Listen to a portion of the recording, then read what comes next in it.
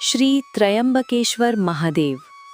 ये ज्योतिर्लिंग महाराष्ट्र प्रांत में नासिक से 30 किलोमीटर दूर पश्चिम में स्थित है। इस ज्योतिर्लिंग की स्थापना के विषय में शिव पुराण में ये कथा वर्णित है। एक बार महर्षि गौतम के तपोवन में रहने वाले ब्राह्मणों की पत्नियां किसी बात पर उनकी पत्नी अहिल्या से नाराज हो गईं। उन्होंने अपने पतियों को ऋषि गौतम का अपकार करने के लिए प्रेरित किया। उन ब्राह्मणों ने इसके निमित्त भगवान श्री गणेश जी की आराधना की। उनकी आराधना से प्रसन्न हो गणेश जी ने प्रकट होकर उनसे वर मांगने को कहा। उन ब्राह्मणों ने कहा, प्रभु, यदि आप हम पर प्रसन्न हैं तो किसी प्रकार ऋषि गौतम को इस आश्रम से बाहर निकाल दें। उनकी ये बात सुनकर गणेश जी ने उन्हें ऐसा वर मांगने के लिए समझाया, किंतु वे अपने आग्रह पर अटल रहे। अंततः गणेश जी को विवश होकर उनकी बात माननी पड़ी। अपने भक्तों का मन रखने के लिए वे एक दुर्बल गाय का रूप धारण करके ऋषि गौतम के खेत में जाकर रहने लगे। गाय को फसल चढ़ते देखकर ऋषि बड़ी नरमी के साथ हाथ में तृण लेकर उसे हाँकने के लिए लपके। उन तृणों का स्पर्श होते ही वो गाय वहीं मरकर गिर पड़ी। अब तो बड़ा हाहाकार मचा। सारे ब्राह्मण एकत्र हो गो हत्यारा कहकर ऋषि गौतम की भर्त्सना करने लगे। ऋषि गौतम इस घटना से बहुत आश्चर्यचकित और दुखी थे। अब उन सारे ब्राह्मणों ने कहा कि तुम्हें ये आश्रम छोड़कर अन्यत्र कहीं दूर चले जाना चाहिए। गो हत्यारे के निकट रहने से विवश होकर ऋषि गौतम अपनी पत्नी अहिल्या के साथ वहां से 1 कोस दूर जाकर रहने लगे। किंतु उन ब्राह्मणों ने वहां भी उनका रहना दूभर कर दिया। वे कहने लगे, गो हत्या के कारण तुम्हें अब वेद पाठ और यज्ञादि के कार्य करने का कोई अधिकार नहीं रह गया।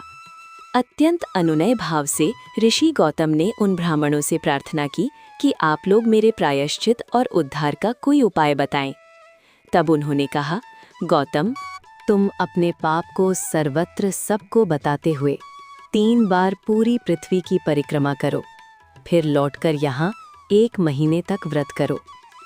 इसके बाद ब्रह्मगिरी की 101 परिक्रमा करने के बाद तुम्हारी शुद्धि होगी। अथवा यहाँ गंगा जी को लाकर उनके जल से स्नान करके 1 करोड़ पार्थिव शिवलिंगों से शिव जी की आराधना करो।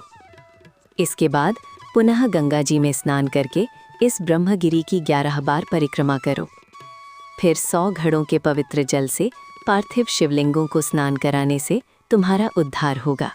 ब्राह्मणों के कथनानुसार महर्षि गौतम वे सारे कार्य पूरे करके पत्नी के साथ पूर्णतः तल्लीन होकर भगवान शिव की आराधना करने लगे। इससे प्रसन्न हो भगवान शिव ने प्रकट होकर उनसे वर मांगने को कहा। महर्षि गौतम ने उनसे कहा, भगवान, मैं यही चाहता हूँ कि आप मुझे गो हत्या के पाप से मुक्त कर दें। भगवान शिव ने कहा, गौतम, तुम सर्वथा निष्पाप हो। गो हत्या का अपराध तुम पर छल पूर्वक लगाया गया था। छल पूर्वक ऐसा करवाने वाले तुम्हारे आश्रम के ब्राह्मणों को मैं दंड देना चाहता हूँ। इस पर महर्षि गौतम ने कहा कि प्रभु, उन्हीं के निमित्त से तो मुझे आपका दर्शन प्राप्त हुआ है।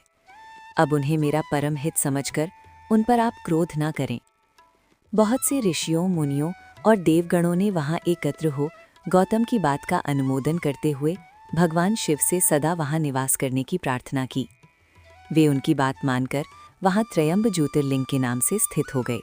गौतम जी द्वारा लाई गई गंगा जी भी वहां पास में गोदावरी नाम से प्रवाहित होने लगी। ये ज्योतिर्लिंग समस्त पुण्यों को प्रदान करने वाला है।